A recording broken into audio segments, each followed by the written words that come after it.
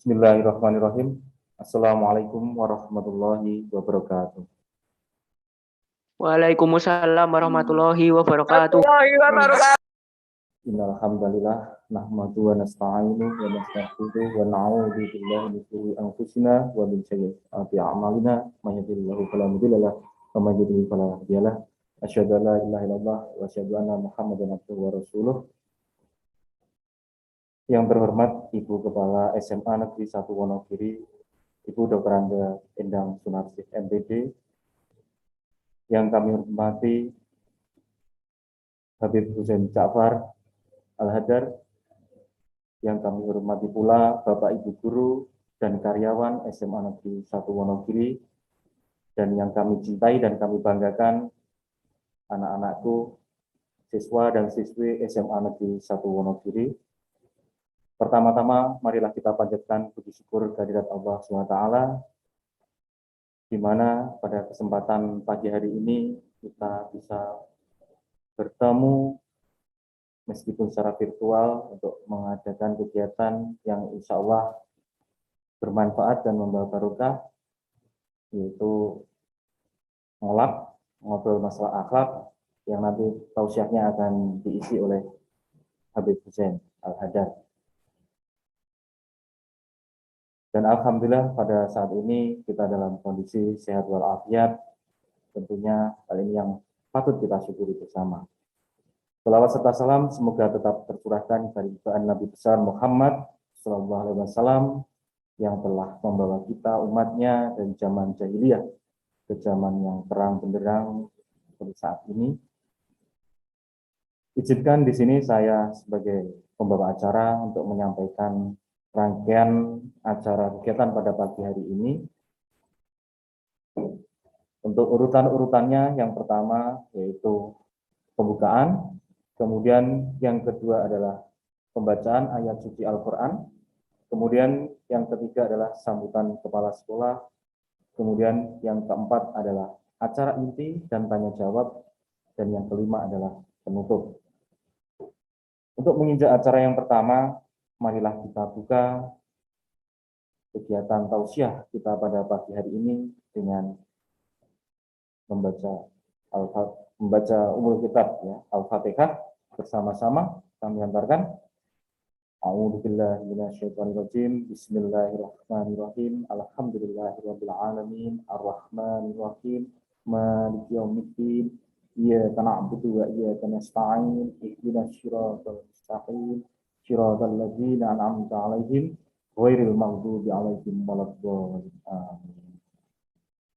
Kemudian selanjutnya acara kedua yaitu pembacaan ayat suci Al-Quran yang akan dilaksanakan oleh Ibu Ratna Sartika.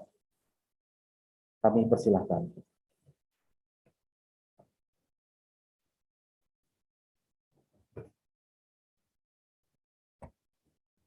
Assalamualaikum warahmatullahi wabarakatuh.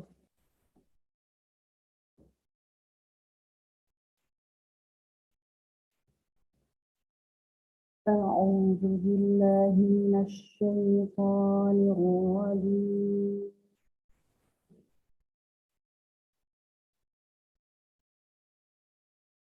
Bismillahirrahmanirrahim.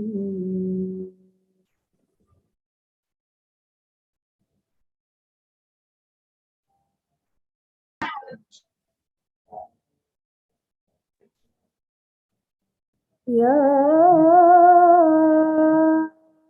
ayyuhalladzina amanu taqullaha haqqa tuqatih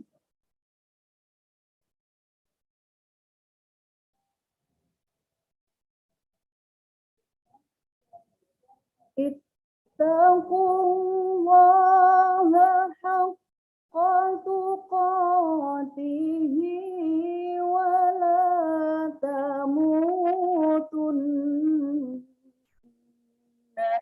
illa wa antum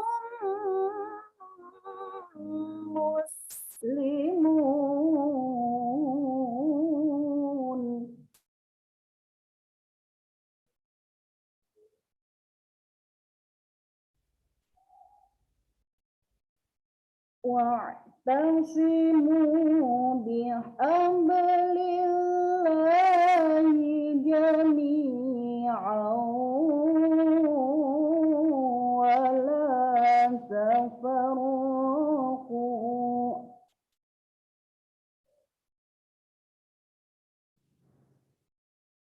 واذكروا نعمة الله عليكم إذ كنتم أعداء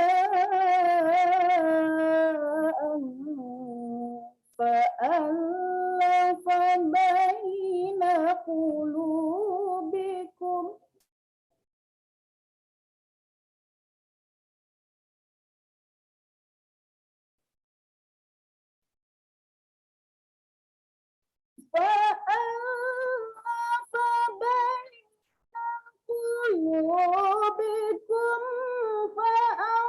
فأصبحتم بنعمته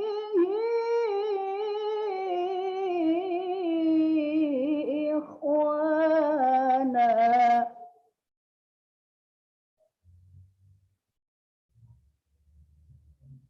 وكنتم على شفا حفرة من النار فأنقذكم منها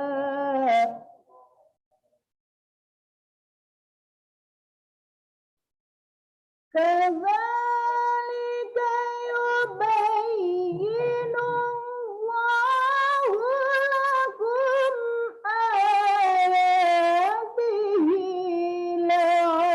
لعلكم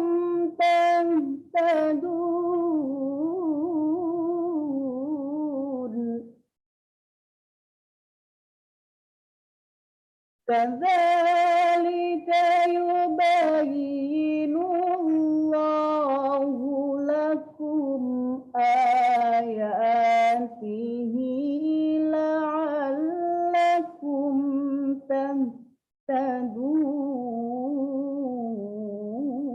تهتدون صدق الله العظيم. Wassalamualaikum warahmatullahi wabarakatuh.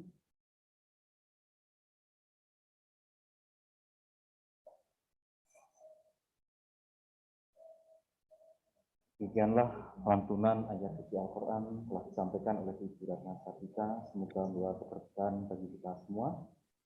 Kemudian menginjak acara yang ketiga, yaitu sambutan kepala sekolah kepada Ibu Dr. Anda Endang Sunarsi, dipersilakan.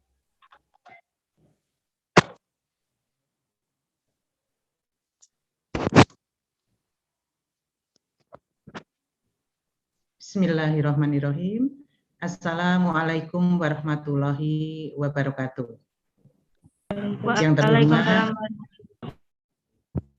Bapak Ibu Guru SMA Negeri 1 Wonogiri, yang terhormat Al-Mukarram Habib Hussein Ja'far Al-Hadar sebagai narasumber pada kegiatan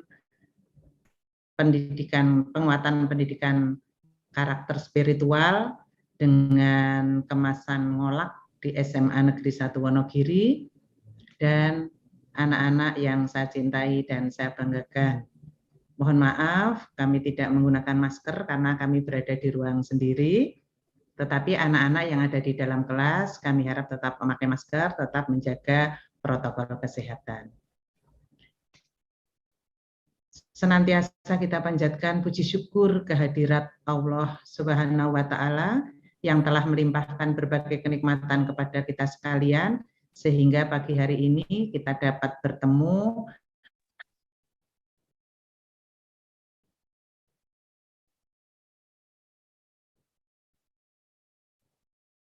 pada junjungan kita Rasulullah Muhammad Shallallahu Alaihi Wasallam beserta sahabat-sahabatnya dan semoga kita mendapatkan syafaatnya sampai di yaumil akhir nanti.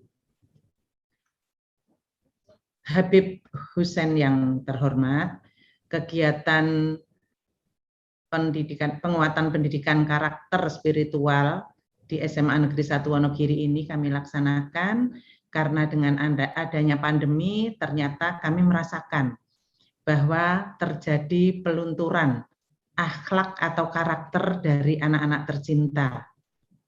Karena selama kurang lebih 2 tahun interaksi antara warga sekolah dengan anak didik ini sangat terbatas. Kami hanya bisa bertemu, tidak bersamaan, tetapi hanya sebagian siswa ketika pembelajaran tatap muka terbatas, dan yang lainnya melalui pembelajaran jarak jauh.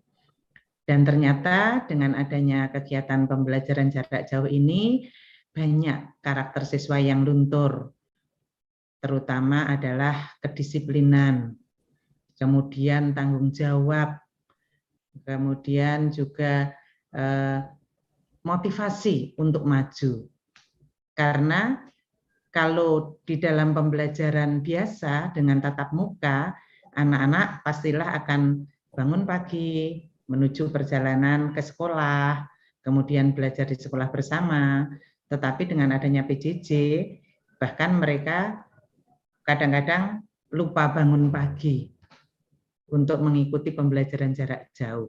Nah, dengan itu maka sekolah berusaha mengadakan kegiatan ini yang tujuannya tentunya kembali membangkitkan agar siswa-siswi kami menjadi siswa yang berkarakter, yang berakhlak mulia.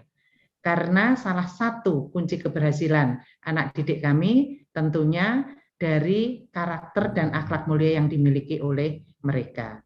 Maka di dalam kegiatan ngolak nanti, sungguh kami berharap Habib Husain untuk memotivasi siswa-siswa kami, memberi pencerahan kepada siswa-siswa kami, betapa pentingnya karakter dan akhlak mulia itu. Mungkin itu yang bisa kami sampaikan, Habib.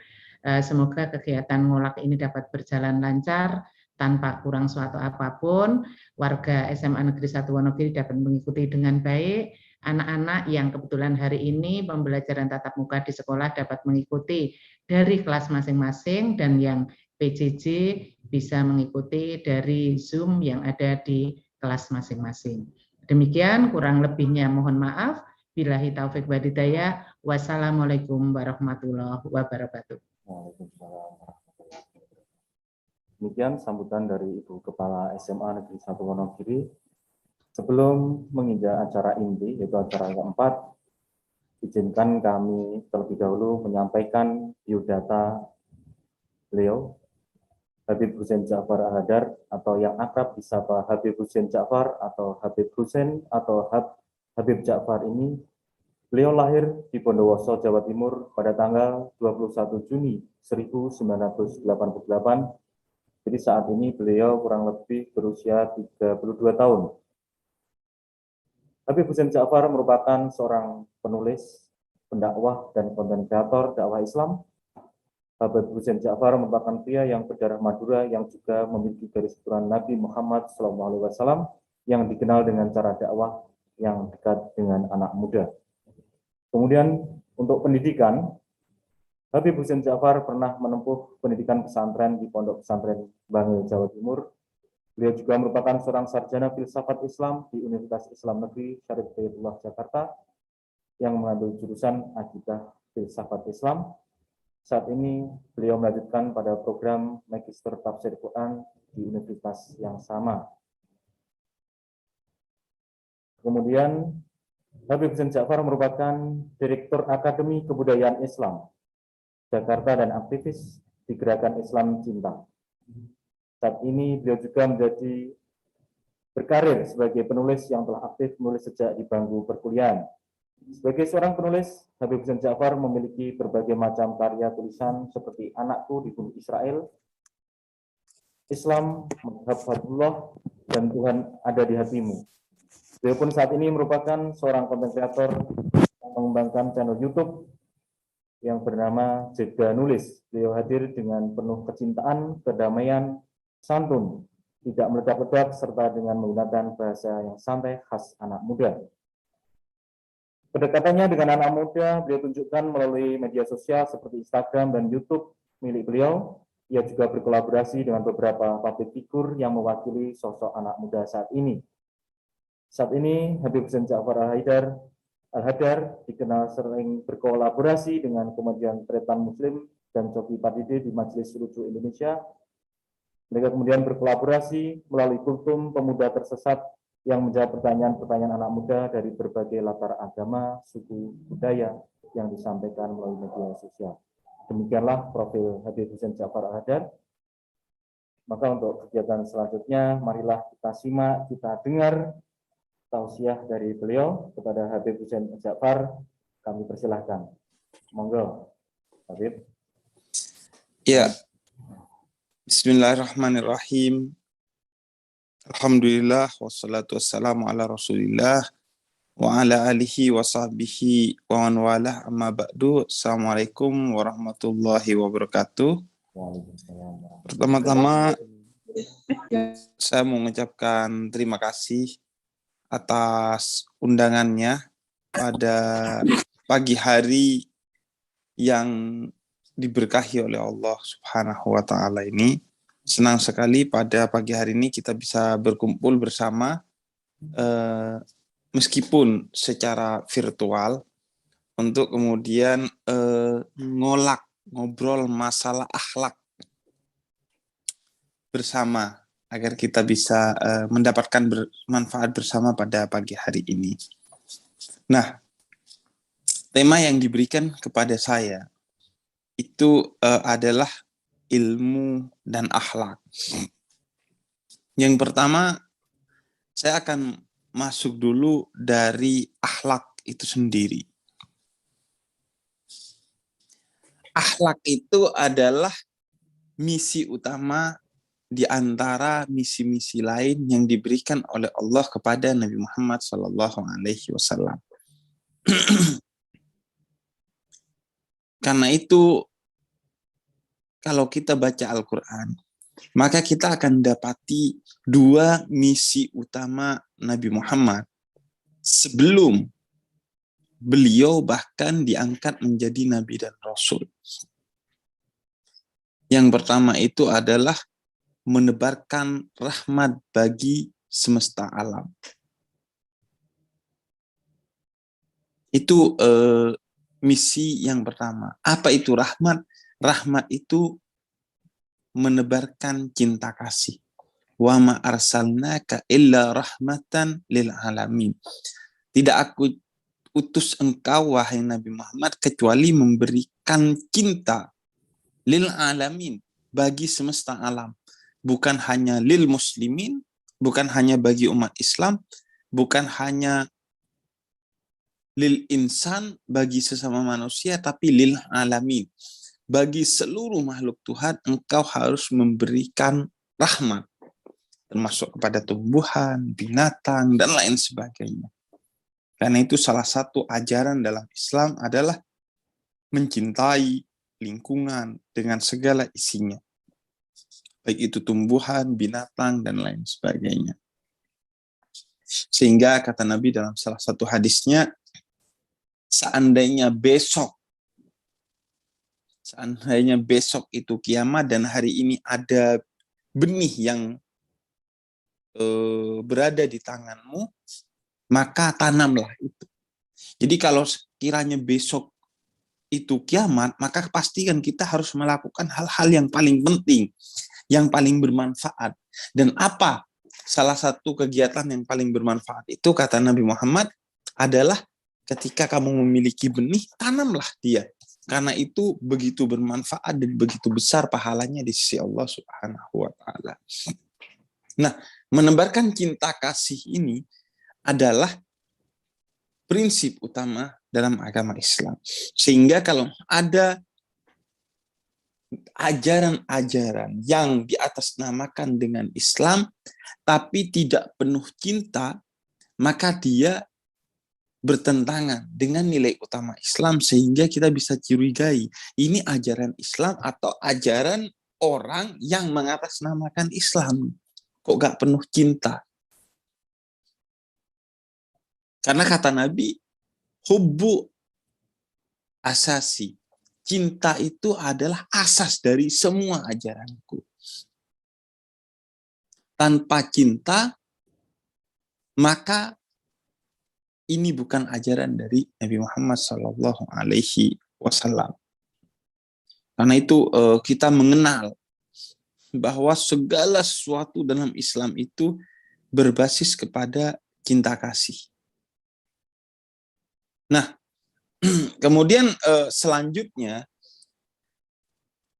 prinsip kedua dalam agama Islam, jauh sebelum kita belajar tentang sholat, puasa, zakat, haji, itu adalah akhlak. Akhlak itu adalah prinsip kedua dalam agama Islam. Dan ini terkait. Seseorang tidak akan mencapai kepada nilai rahmatan lil alamin tanpa akhlak yang agung. Karena itu akhlak adalah jalan untuk kita mencapai kepada nilai rahmat. Akhlak kepada sesama manusia, akhlak kepada sesama muslim, akhlak kepada orang tua, akhlak kepada tanaman, akhlak kepada hewan, akhlak kepada siapapun, itu adalah cara kita untuk menebarkan nilai cinta kasih. Sebagai salah satu caranya adalah dengan akhlak yang agung tersebut.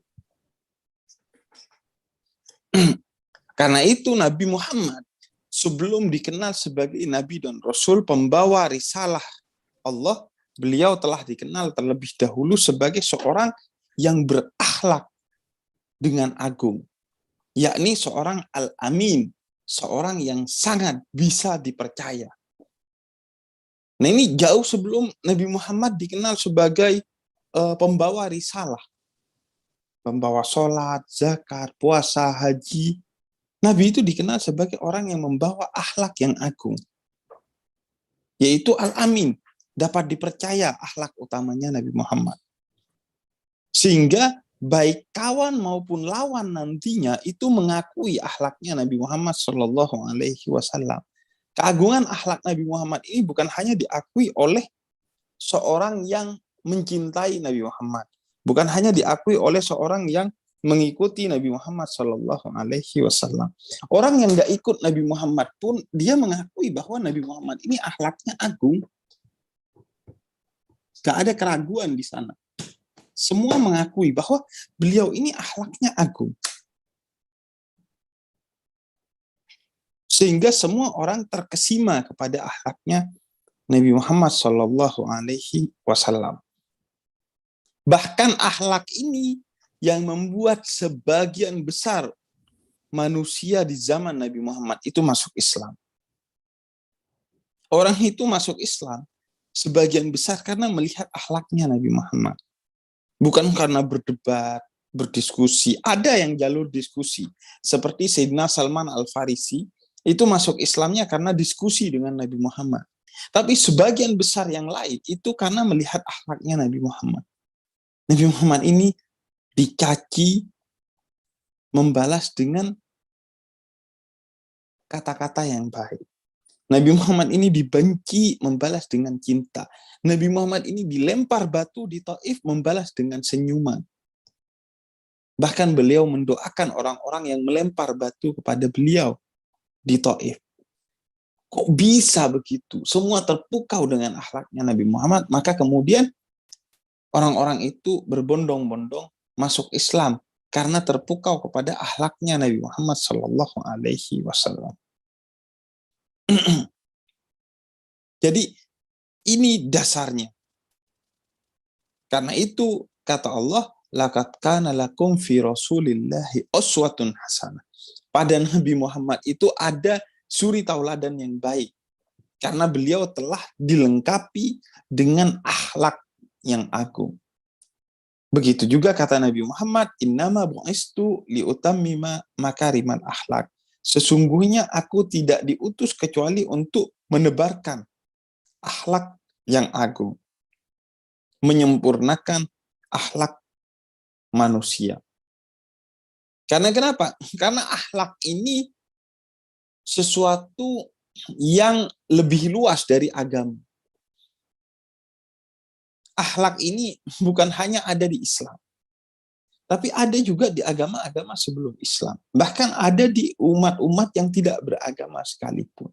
Karena itu Nabi katakan, li utammima makarimal akhlak. Fungsi aku dari Allah adalah menyempurnakan akhlak. Akhlak yang baik dari masa sebelum Nabi Muhammad akan lanjutkan. Akhlak yang kurang baik, Nabi Muhammad akan perbaiki. Akhlak yang buruk, Nabi Muhammad akan ganti dengan yang baik. Karena itu Nabi Muhammad katakan, li utammima.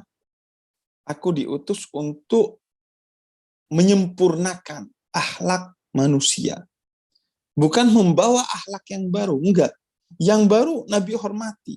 Kalau ada akhlak-akhlak yang baik dari agama-agama sebelumnya, Nabi sangat menghormati akhlak tersebut. Sehingga Nabi akan terus menjalankan akhlak tersebut. Oleh karena itu kemudian akhlak menjadi sesuatu yang sangat penting dalam Islam. Karena ia turun bahkan sebelum ritual-ritual agama ini diajarkan kepada Nabi Muhammad dan Nabi Muhammad ajarkan kepada seluruh umatnya. Innama bu'istu liutammima makarimal akhlak. Aku diutus untuk membawa akhlak yang agung. Akhlak yang agung pada diri Nabi Muhammad ini juga yang membuat orang kemudian yakin kepada nilai dan ajaran Islam. Kalau yang membawa Islam itu bukan orang dengan akhlak yang agung, maka orang gak akan percaya kepada Islam. Karena yang membawa adalah seorang dengan akhlak yang agung, maka orang kemudian percaya bahwa ini adalah ajaran yang benar. Tapi kalau yang membawa orang yang tidak dengan akhlak yang agung, maka orang tidak akan percaya. Karena kelembutan itu adalah inti dari dakwah. Seorang yang membawa kebaikan, seorang yang membawa kebenaran, dia harus dibawa dengan kebaikan dan keindahan. Karena itu, hidayah satu akar kata dengan hadiah. Orang yang mau memberi hidayah kepada orang lain, dia harus seperti orang yang mau memberi hadiah. Gimana orang ketika mau memberi hadiah? Caranya dengan baik, dibungkus dengan indah. Diberikan dengan baik dan indah. Nggak ada tuh ceritanya orang ngasih kado dilempar gitu. Walaupun kado kalau dilempar orang nggak suka. Karena itu kekuatan utama dakwah Islam itu adalah akhlak Nabi Muhammad yang agung. Itu yang membuat Nabi Muhammad diterima oleh mereka. Karena akhlaknya yang agung. Laqad ja'akum rasulun min anfusikum azizun 'alaihi ma anittum harisun 'alaikum bil mu'minina raufur rahim. Kata Al-Qur'an, beliau Nabi Muhammad itu sangat lemah lembut dalam membawakan agama Islam ini kepada umatnya. Dan ini seperti nabi-nabi sebelumnya. Nabi Musa dan Nabi Harun ketika disuruh menghadap Fir'aun oleh Allah, Allah katakan, ajak Fir'aun ke jalan kita itu dengan penuh kelembutan. Berbicaralah dengan Fir'aun dengan penuh kelembutan. Padahal ini Fir'aun. Itu masih kita mengajak dengan akhlak. Apalagi teman-teman kita, seburuk-buruknya teman-teman kita itu gak akan ada yang sampai sekelas Fir'aun lah. Ya kalau cosplay jadi Fir'aun mungkin ada ya. Tapi yang sampai seperti Fir'aun, buruknya itu ya gak ada lah kira-kira. Nah kalau kepada Fir'aun aja kita suruh berakhlak dengan lembut, apalagi kepada teman-teman kita gitu. Kira-kira begitu. Nah karena akhlak ini menjadi salah satu inti dari ajaran Islam, makanya kita lihat tuh bahwa semua ajaran Islam itu dari segala ritualnya mengajak kita untuk berakhlak yang baik, mendidik kita untuk berakhlak yang baik. Misalnya ya, dalam Al-Quran surat Al-Ankabut ayat 45. Allah katakan, innas salata tanha anil fahsya'i wal munkar. Salat itu untuk menjauhkan kamu dari kekejian dan kemungkaran. Jadi fungsi salat itu bukan hanya sebagai kewajiban kita kepada Allah Subhanahu wa taala, tapi salat yang benar bukan hanya salat yang sah, tapi salat yang diterima oleh Allah. Apa salat yang diterima oleh Allah? Kata Allah dalam Al-Quran, innas salata tanha anil fahsya'i wal munkar. Tolak ukur salat kita diterima apa tidak apa? Apakah kalau wudhunya sudah benar? Apakah kalau sholatnya sudah sah? Enggak. Itu salah satu dari kewajiban sholat adalah dia harus sah. Tapi kalau kita mau ngukur sholat kita apakah sudah benar atau tidak, itu adalah kalau kita selesai sholat tidak bersikap keji dan mungkar kepada orang lain. Artinya kalau kita berakhlak yang agung. Nah, kalau habis sholat, akhlak kita tekor, berarti sholat kita itu belum diterima oleh Allah. Itu hanya sholat untuk menggugurkan kewajiban kita sebagai seorang hamba. Jadi kan ada tuh kadang teman-teman kita yang setelah sholat nggak senyum kepada orang lain, tetap membuli teman-temannya, tetap buruk kepada guru, maka itu bukan orang yang sudah selesai sholat. Karena kata Allah, orang kalau selesai sholat, dia akan baik kepada orang lain. Dia tidak akan bersikap keji dan mungkar kepada orang lain. Karena innas sholata tanha anil fahsya'i wal munkar. Sholat itu outputnya, hasilnya, tujuannya adalah menjauhkan kita dari kekejian dan mungkar. Akhlak. Jadi orang yang tidak keji dan tidak mungkar artinya orang yang berakhlak dengan aku. Maka fungsi sholat adalah mendidik kita untuk menjadi pribadi yang penuh akhlak. Sebagaimana juga dalam surat Al-Ma'un ayat keempat sampai 7. Allah katakan, neraka wel bagi mereka yang sholat. Fawailul lil musallin. Orang sholat kok masuk neraka? Kenapa?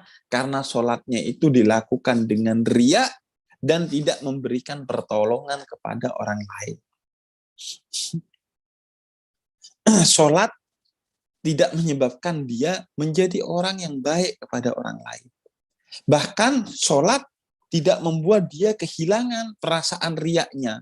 Justru dia tetap riak, justru dia malah menjadi riak karena sholat. Contohnya, pas sholat sendiri, bacanya surat Al-Ikhlas doang. Qul huwallahu ahad. Karena ikhlasnya kalau baca surat Al-Ikhlas doang. Kalau baca surat lain nggak ikhlas gitu. Kepanjangan surat lain. Kulhu lagi. Salat kita kan biasanya begitu. Tapi kalau udah ada yang jadi makmum, beda bacanya. Bukan surat Al-Ikhlas lagi. Bismillahirrahmanirrahim. Yasin wal Qur'anil Hakim. Kalau ada makmum, bacanya surat Yasin. Kenapa? Karena sujudnya ke Allah, tapi nyembahnya ke makmum. Biar dikata suaranya bagus, baca Qur'annya baik, hafal surat panjang, dan lain sebagainya. Ini riya untuk dipuji oleh orang lain. Sholat hanya kalau dilihat guru. Sholat hanya kalau dilihat orang tua. Ini yang dikatakan fawailul lil musallin. Tetap masuk neraka orang yang sholat. Artinya apa? Orang yang sholat tetap untuk manusia, untuk riya. Dan orang yang sholat tapi tidak baik kepada orang lain. Maka dia tetap akan masuk neraka wel, kata Allah Subhanahu wa ta'ala. Kenapa? Karena sholat tidak membuat dia menjadi pribadi yang penuh akhlak. Karena itu akhlak itu inti dari sholat kita. Kalau kamu sholat dan akhlakmu jadi baik, berarti sholatmu udah benar. Tapi kalau kamu sholat, tapi akhlakmu tetap tekor, berarti sholatmu belum benar. Begitu juga zakat. Kata Allah dalam suratul Baqarah ayat 264. Zakat itu sia-sia jika diikuti oleh kata-kata yang melukai orang yang menerima zakat tersebut. Kita ngasih zakat nih, tapi sambil bilang, nggak ada lu, nggak ada gua, mati lu. Untung gua tolongin. Kita ngasih sedekah nih sambil berkata-kata yang begitu, yang menyakiti orang yang menerima, maka itu adalah zakat yang sia-sia, kata Allah Subhanahu wa ta'ala dalam suratul Baqarah ayat 264. Karena itu zakat harus diikuti dengan akhlak yang baik, dengan kata-kata yang tidak menyinggung, dengan kata-kata yang tidak melukai. Kalau bisa dengan kata-kata yang tetap membesarkan hati orang yang menerima zakat kita, sedekah kita, infak kita. Jangan membuat yang menerima itu mentalnya jadi kena, jadi down, jadi merasa nggak enak. Zakat utamanya bukan harta, tapi zakat utamanya adalah idkhalus surur fi qalbil ihwan, kata Nabi dalam hadis qudsi, membahagiakan orang lain. Itu zakat yang paling utama. Jangan ngasih zakat tapi ngeluarin kata-kata yang bisa bikin kita kena mental. Karena itu zakat yang paling utama adalah membahagiakan orang lain. Kalau zakat dengan harta, maka yang utama adalah dengan sembunyi-sembunyi. Agar apa? Agar gak membuat yang mendapatkan zakat itu kena mental. Oleh karena itu Sayyidina Ali Zainal Abidin itu kalau ngasih zakat tengah malam, dia antar sendiri, dia pikul sendiri gandum yang mau dia sedekahkan kepada orang lain tengah malam. Diem-diem. Nggak ada orang yang tahu. Baik yang menerima ataupun orang lain nggak tahu kalau itu zakat dari Sayyidina Ali Zainal Abidin. Karena diantaranya tengah malam. Baru ketahuan ketika beliau itu wafat. Sayyidina Ali Zainal Abidin ini cicitnya Nabi Muhammad. Putra dari Sayyidina Husain, yang Sayyidina Husain ini adalah putra dari Sayyidina Ali bin Abi Thalib dan Sayyidah Fatimah Az-Zahra yang merupakan putra dari Nabi Muhammad Shallallahu Alaihi Wasallam. Nah, Sayyidina Zainal Abidin ini malam-malam kalau zakat sehingga gak ada orang tahu. Apa tujuannya? Agar beliau sendiri tidak riya, tidak pengen dipuji dari zakat itu, sehingga diem-diem. Karena kalau zakat dilihat orang, sedekah dilihat orang, bisa jadi kemudian orang muji dan akhirnya kita jadi riya. Jadi bangga dengan zakat kita, dengan sedekah kita. Dan kalau dilihat orang, nanti bisa jadi yang menerima zakat jadi rendah dirinya. Ya Allah, gue gini banget sampai dizakatin sama orang. Nah, agar tidak ada perasaan itu, Sayyidina Ali Zainal Abidin tengah malam kalau membagikan zakatnya. Sehingga baru ketahuan ketika beliau sudah wafat, punggungnya ini kayak ada bekas ngangkat sesuatu dalam jangka waktu yang lama dan sangat berat. Karena setiap hari beliau mengangkat gandum untuk dibagikan kepada orang-orang miskin. Sehingga ada kayak lebam di punggungnya. Ketika orang memandikan mayatnya baru ketahuan. Oh, ternyata yang setiap hari bikin gandum di depan rumah gua tuh ada. Sehingga gua gak kelaparan.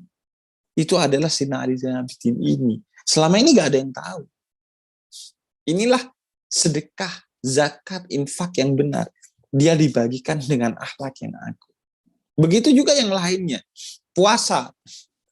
Kenapa kamu disuruh puasa? Selain itu karena ibadah kepada Allah, juga puasa ingin mendidik kita agar menjadi pribadi yang berakhlak. Apa nilai akhlak utama dalam puasa itu? Kita saat puasa dibikin cosplay jadi orang miskin. Kelaparan dan kemiskinan. Kelaparan dan kehausan. Sehingga kalau udah gak puasa diharapkan kita gak tega lagi melihat orang yang kelaparan dan kehausan sehingga kita akan membantunya karena kita tahu sulitnya menjadi orang yang kelaparan dan kehausan. Tersiksa banget sehingga kita gak akan tega. Maka kita akan membantu orang yang kelaparan dan kehausan. Jadi intinya bukan pada puasanya, tapi puasa itu mendidik kamu untuk menjadi pribadi yang berakhlak kepada orang miskin apa tidak.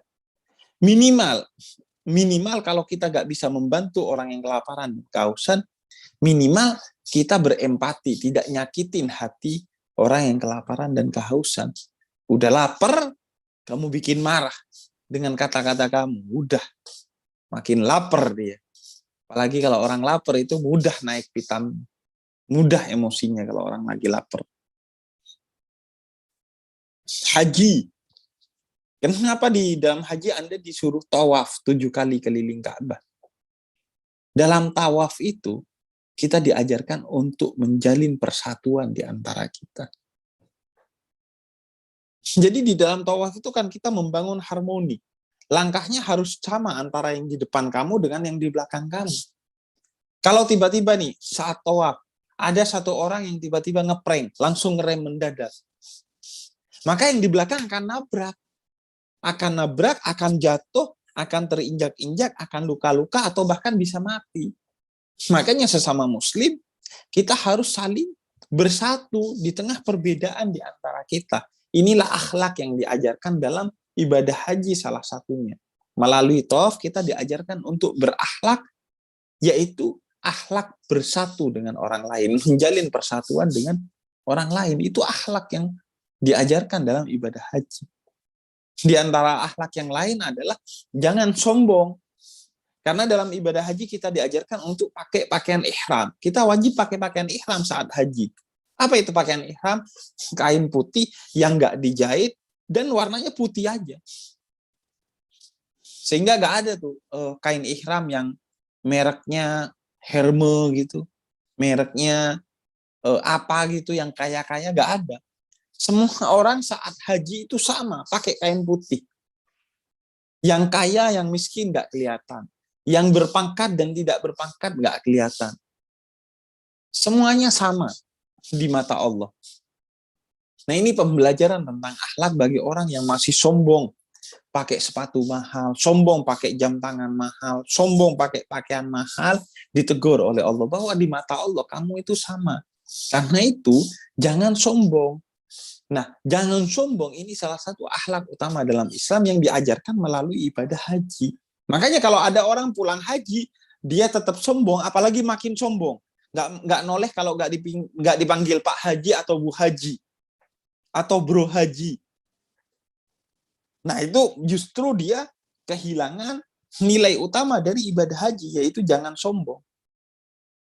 Atau saat pulang haji, dia tidak bersatu dengan sesama muslim. Dia menyebarkan berita bohong tentang sesama muslim. Dia mengadu domba sesama muslim. Dia gibahin sesama muslim. Artinya hajinya gak mabrur. Kewajiban hajinya sudah ditunaikan. Tapi apakah dia mendapatkan pahala haji? Enggak. Karena tujuan haji adalah mendidik kita menjadi pribadi yang berakhlak dengan agung. Bahkan kalau kita baca Al-Quran tentang kata kafir, kafir itu kan adalah sebutan bagi non-muslim. Secara akidah itu adalah sebutan daripada non-muslim. Tapi kafir itu juga sebutan bagi orang-orang yang tidak memiliki akhlak yang baik. Misalnya, la in syakartum la azidannakum. Kalau kamu bersyukur, kamu akan ditambah oleh Allah nikmatnya. Tapi wa in kafartum, tapi kalau kamu kafir atas nikmat Allah, inna adabi lasyadid. Sesungguhnya Allah akan mengazab kamu dengan azab yang pedih. Jadi orang yang tidak bersyukur itu juga orang yang berarti sedang cosplay jadi orang kafir. Sedang melakukan tindak kekafiran. Karena itu di dalam Al-Quran banyak sekali ayat-ayat yang menunjukkan sifat-sifat dari kekafiran itu adalah sifat-sifat yang tidak berakhlak. Misalnya dalam surat Luqman ayat 32. Orang-orang kafir itu sifatnya adalah tidak setia. Nah, salah satu akhlak dalam Islam itu adalah setia. Nah, orang yang tidak setia bahkan disetarakan dengan orang kafir di dalam Al-Quran. Jadi bayangkan, orang yang nggak berakhlak, itu berarti orang yang bisa disebut telah ada kekafiran di dalam dirinya. Yang kedua dalam surat Al-Hajj ayat 38, Allah katakan orang yang berkhianat, maka itu disebut sebagai bentuk kekafiran. Berkhianat itu disebut sebagai kekafiran di dalam Al-Quran surat Al-Hajj ayat 38. Jadi orang yang tidak berkhianat, maka dia seorang yang muslim sejati. Jadi lagi-lagi akhlak intinya. Jadi orang yang tidak berakhlak, yaitu berkhianat, maka dia adalah orang yang sedang melakukan kekafiran. Dalam surat Az-Zumar ayat 3 Allah katakan berdusta itu adalah bentuk kekafiran. Nah, akhlak Islam ini kan adalah jujur, siddiq, Makanya salah satu sifat utama Nabi Muhammad adalah jujur, siddiq. Karena kenapa? Karena inti ajaran Islam itu adalah akhlak. Di antara akhlak itu adalah kejujuran. Siapa yang tidak berakhlak dengan jujur, maka dia berarti telah melakukan kekafiran meskipun agamanya Islam. Kemudian dalam surat Al-Qaf ayat 24, Allah katakan orang yang kepala batu, yang dikasih tahu gak mau tuh, yang biasanya suka tweet war di media sosial, yang biasanya jadi netizen bukan netizen, yaitu netizen yang kayak jin kelakuannya di media sosial, itu adalah bentuk kekafiran di dalam Islam. Jadi netizen yang kepala batu, yang akhlaknya kepala batu, yang suka ngotot, itu dalam Islam disebut sifat-sifatnya orang kafir. Jadi kalau kamu berakhlak kepala batu, berarti kamu sedang cosplay jadi orang kafir. Banyak lagi di dalam Al-Quran, dalam surat Al-Isra ayat 26 dan 27, bahkan boros aja, orang yang boros artinya kan itu tidak punya akhlak. Dia itu disebut sebagai sedang cosplay jadi setan. Jadi maka inti dari ajaran Islam itu adalah kita berakhlak. Kalau kita tidak menjadi pribadi yang penuh akhlak, maka berarti kita tidak sedang menjadi seorang muslim yang sejati. Bahkan kita sedang melakukan tindak-tindak kekafiran. Sholat tujuannya untuk mendidik kita jadi berakhlak. Zakat, puasa, haji, semuanya ini adalah cara-cara Allah untuk mendidik kita agar menjadi pribadi yang berakhlak yang agung. Kepada siapa? Kepada Allah, kepada Rasul-Nya, kepada sesama manusia, kepada orang tua, kepada tumbuhan, kepada binatang, dan kepada siapapun yang ada di muka bumi ini kita penuh akhlak. Manusia muslim yang paling baik adalah manusia muslim yang paling tinggi akhlaknya. Karena itu salah seorang istri Nabi Muhammad SAW yang namanya Ummu Salamah. Ummu Salamah ini pernah nikah sebelumnya dengan seorang pria, tapi beliau wafat karena peperangan dan kemudian dinikahi oleh Nabi Muhammad. Ummu Salamah ini pernah nanya, Nabi, suami saya di dunia ini kan dua. Dulu saya punya suami, sekarang saya punya suami lagi, engkau. Nah, nanti di akhirat jodoh saya ini siapa? Kamu atau suami saya yang pertama? Kemudian kata Nabi, jodohmu di akhirat adalah yang paling baik akhlaknya. Bayangin betapa dahsyatnya akhlak, sehingga orang yang sudah wafat pun masih dihitung yang paling mulia, yang paling agung adalah yang paling baik akhlaknya. Padahal akhlak itu hanya dilakukan di dunia, tapi hingga mati akhlak itu akan tetap kita bawa. Akhlak itu dibawa mati. Orang yang baik akhlaknya di dunia, maka dia ketika mati, dia tetap mulia di sisi Allah Subhanahu wa Ta'ala. Sehingga kalau ada perempuan yang punya suami yang lebih dari satu karena suaminya cerai atau wafat, maka ya dengan siapa dia akan berkumpul di akhirat kelak adalah dengan suaminya yang paling baik akhlaknya. Jadi kalau kamu cinta sama istrimu nanti, pengen ngumpul sampai di akhirat, maka kamu harus menjadi suami atau istri yang paling baik akhlaknya. Nah, selanjutnya kita akan belajar beberapa poin tentang akhlak Nabi Muhammad yang diajarkan di dalam Al-Quran. Apa saja akhlak Nabi Muhammad yang dipuji dalam Al-Quran? Yang pertama adalah wa ma yantiqu 'anil hawa in huwa illa wahyun yuha. Akhlak Nabi Muhammad itu adalah lisannya tidak pernah keluar kata-kata kecuali kata-kata itu baik dan bermanfaat bagi orang lain. Karena itu kata Allah, sesungguhnya lisan Nabi Muhammad itu sangat agung, sehingga tidak pernah keluar kecuali kata-kata yang baik, yang setara dengan wahyu dari Allah Subhanahu wa Ta'ala. Semuanya wahyu dari Allah Subhanahu wa Ta'ala. Jadi akhlak Nabi Muhammad itu pada lisannya.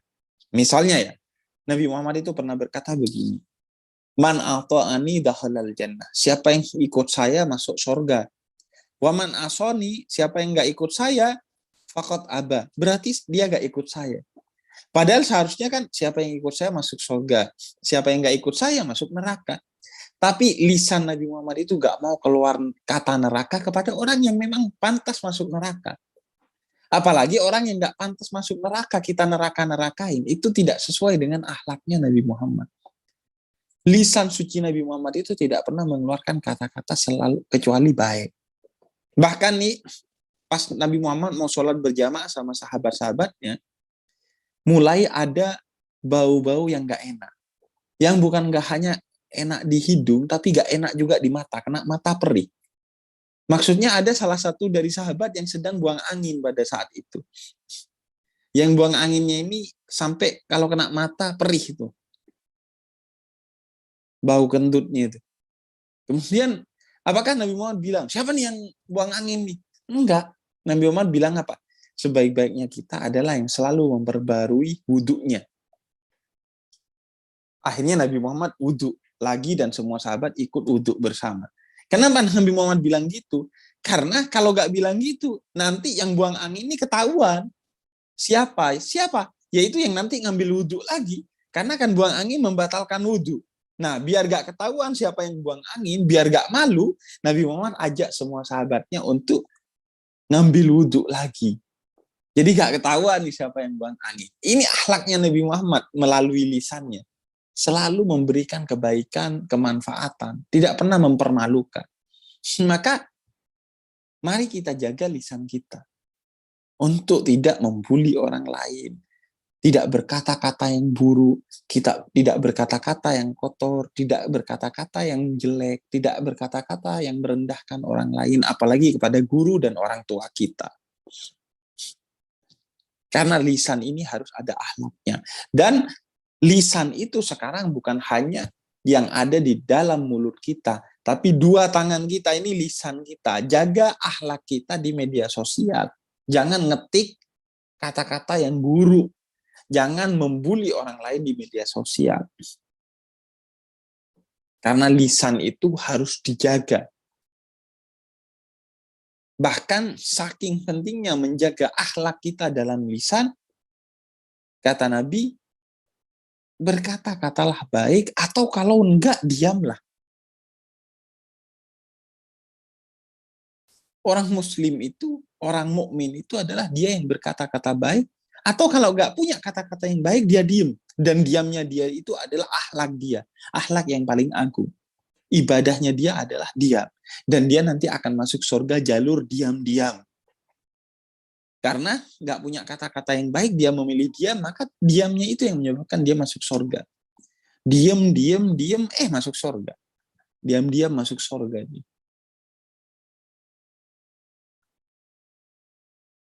Jadi orang yang baik, yang berkata baik atau diam.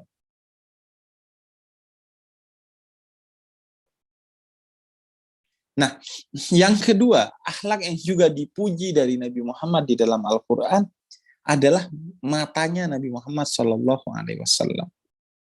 Ma zaghal basaru wa ma tagha, kata Allah dalam Al-Quran. Sungguh pada kedua mata Nabi Muhammad ini ada akhlak yang agung. Apa maksudnya? Nabi Muhammad ini kalau ketemu dengan 10 sahabatnya, ketika 10 sahabat ini pulang, semua pulang dengan perasaan Nabi Muhammad kok hari ini perhatian banget ya sama gua ya. Semua tuh saling merasa paling diperhatikan hari itu. Kenapa? Karena matanya Nabi Muhammad itu dengan penuh akhlak melihat semua sahabatnya dengan penglihatan yang sama. Nggak membeda-bedakan. Kalau kita kan duduk sama 5 orang, yang satu kaya, mata kita tuh fokus sama yang kaya mulu, karena mau caper, biar dibayarin makanan kita. Duduk sama 5 orang, yang satu cantik, mata kita ke yang cantik terus. Duduk 5 orang, yang satu tampan, mata kita ke yang tampan terus. Duduk 5 orang, yang satu pakai baju yang mahal dan bagus, mata kita sering banget ke sana. Begitulah kita. Fokusnya hanya kepada orang-orang yang unggul dalam hal duniawi. Tapi matanya Nabi Muhammad enggak. kepada semua orang beliau melihat secara adil. Sehingga ketika mereka pulang, mereka merasa orang yang paling diperhatikan oleh Nabi Muhammad SAW. Bahkan kalau beliau dipanggil, dalam riwayat, bukan hanya kepalanya yang noleh, tapi bersama badan-badannya beliau juga noleh. Jadi inilah akhlak beliau dalam memandang. Beliau selalu memandang dengan pandangan yang penuh cinta. Apalagi zaman sekarang nih, kita pakai masker. Jangan sampai mata kita itu tidak akhlak. Mandang hal-hal yang haram. Mandang dengan pandangan nafsu sehingga membuat orang risih. Mandang dengan pandangan yang buruk sehingga membuat orang gak nyaman. Mengernyitkan matanya sehingga gak nyaman. Bahkan mimik muka Nabi Muhammad itu adalah penuh akhlak. Pernah ada satu orang nenek datang kepada Nabi Muhammad memberikan anggur. Sepiring anggur. Kemudian Nabi Muhammad ambil anggur itu dan kemudian Nabi Muhammad makan anggur itu. Jadi anggur itu Nabi Muhammad makan sampai habis. Akhirnya nenek tua itu senyum, senang karena anggurnya dihabiskan oleh Nabi Muhammad dan kemudian beliau pulang. Kemudian sahabat nanya, tumben-tumbenan nih Nabi. Biasanya Nabi kalau punya segala sesuatu itu pasti dibagikan ke sahabatnya, nggak pernah dihabisin sendiri. Nah hari ini kok dihabisin sendiri, tumben nih anggur, kenapa? Kemudian kata Nabi sambil tersenyum, tadi itu anggurnya, itu kecut. Kalau saya kasih ke kamu, dan kamu makan, saya khawatir wajah kamu, mimik muka kamu ini berubah ketika makan. Kan masuk akal ya, manusiawi. Orang ketika makan anggur yang asam, pasti dia berubah tuh mukanya. Nah, takut perubahan muka yang gak enak itu akan menyakiti hati nenek tua tadi yang memberikan anggur dengan excited. Maka Nabi habiskan sendiri dengan wajah seolah-olah anggur itu semuanya manis. Padahal anggurnya semuanya asam. Jadi mimik muka Nabi Muhammad itu dijaga dengan penuh akhlak sehingga tidak menyakiti hati orang lain. Bahkan beliau merelakan tetap senyum, padahal pengennya gak senyum karena makan anggur yang kecut, tapi beliau jaga tetap senyum agar tetap membuat si nenek tua yang memberikan anggur itu senang, bahagia. Bayangin tuh, mimik muka dijaga.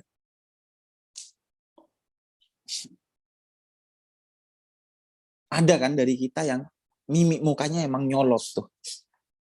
Nggak enak dilihat tuh, ada tuh. Orang yang mimik mukanya emang nyolot.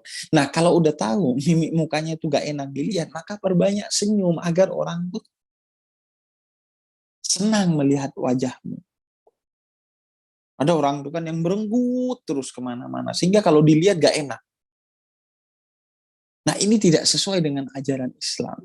Islam mengajarkan mimik mukanya itu harus penuh dengan akhlak. Apa maksudnya? Perbanyak senyum. Karena senyum itu adalah sedekah.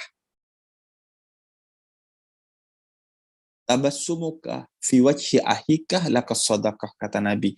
Tersenyumnya kamu kepada orang lain adalah sedekah. Asalkan tersenyum dengan cara yang benar.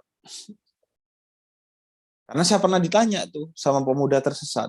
Bib, kalau senyum kepada cewek, itu hukumnya sedekah apa enggak, Bib? Kalau tujuannya untuk menggoda perempuan itu bukan sedekah, itu senyum yang tidak sedekah itu senyum yang malah dosa itu.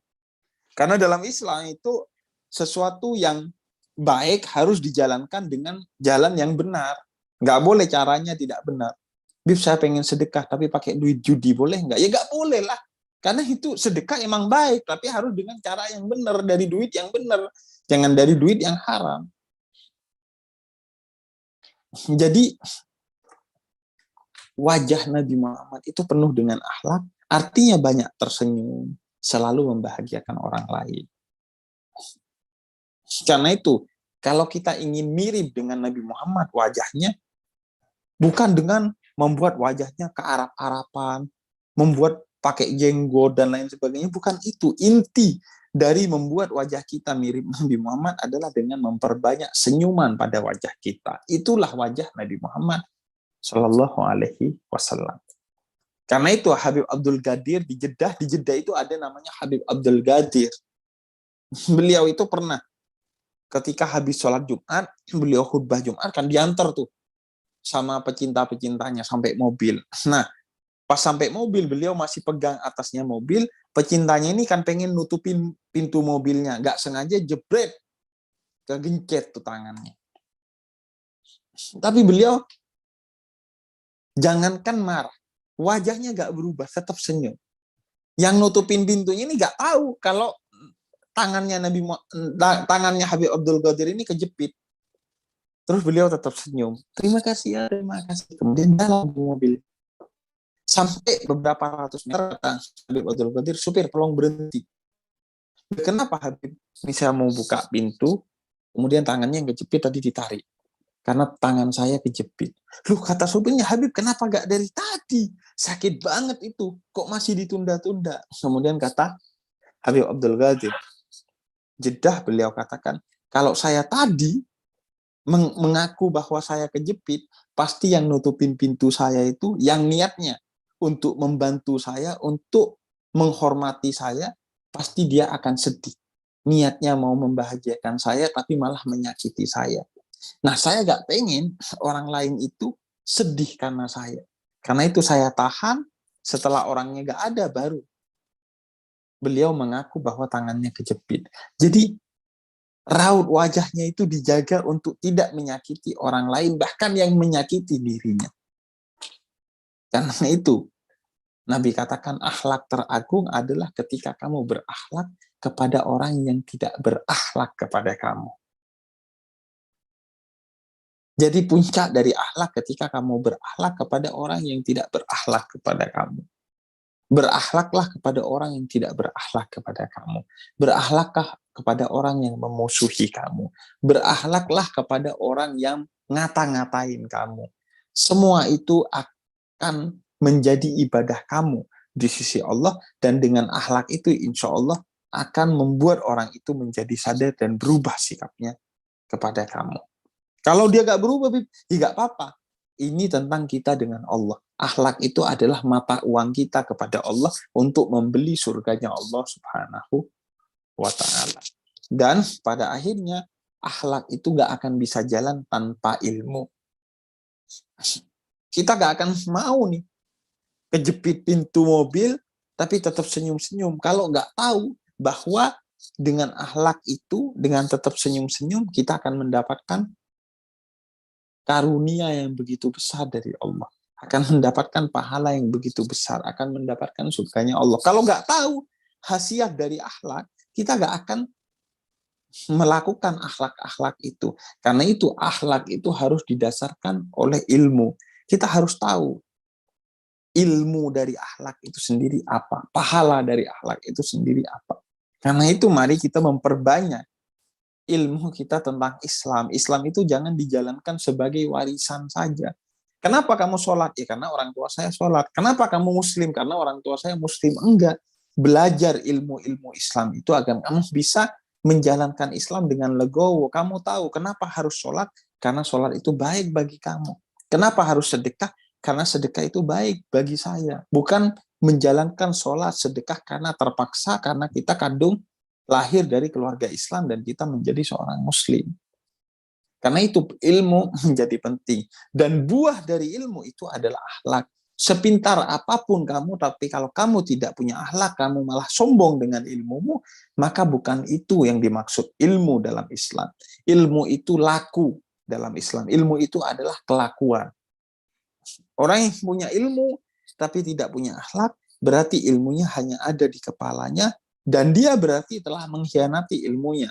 Karena ilmu itu seharusnya membuat kita, mendidik kita menjadi pribadi yang berakhlak, yang agung. Karena itu ilmu itu adalah akhlak. Seberapa pintar kamu, tapi kalau kamu nggak punya akhlak yang baik, berarti kamu nggak pintar. Nggak pintar tuh. Kalau punya ilmu tapi sombong, bukan itu ilmu. Ilmu itu kelakuan. Kalau hanya ada di kepala, kamu nggak akan lebih pintar dari Google kok. Sepintar-pintarnya orang pasti lebih pintar Google. Tapi Google nggak ada gunanya ilmunya. Karena kenapa? Karena nggak menjadi apa-apa. Nggak jadi akhlak yang baik. Kalau kamu punya ilmu tapi akhlaknya jeblok, maka lebih mulia Google daripada kamu. Karena Google lebih pintar dari kamu.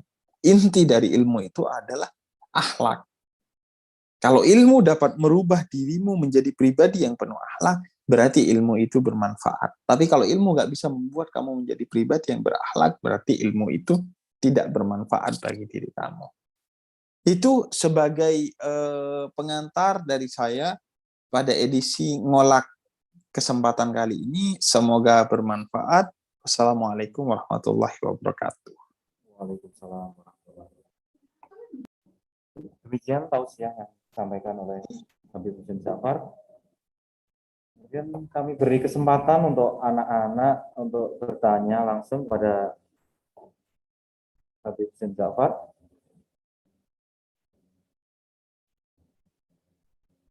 Oke, mungkin ada yang mau bertanya, silakan.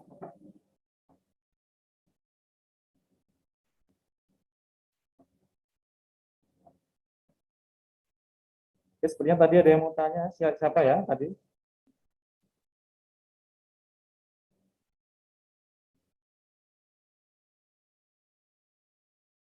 Silakan anak-anak, ada yang mau tanya? Edwin mungkin? Ya. Silakan, langsung. Assalamualaikum warahmatullahi wabarakatuh. Waalaikumsalam. Izin bertanya, Syekh, tentang senyum tadi. Kalau senyum pada cewek tapi ada rasa suka gitu, gimana, Syekh, hukumnya, Syekh? Iya, nah ini. Ada rasa suka, ada ingin gimana gitu, Syekh. Iya. Terima kasih, Syekh. Langsung mungkin dari Habib, silakan. Iya. dijawab. Nah ini senyum yang nggak boleh itu senyum yang dilakukan dengan cara yang salah. Artinya apa? Senyum kepada seseorang yang bukan muhrim kita. Senyum kepada cewek karena suka, karena ingin mencari perhatian dia. Padahal belum saatnya bagi kita untuk menikah, belum saatnya bagi kita untuk berpasangan. Maka itu yang nggak boleh.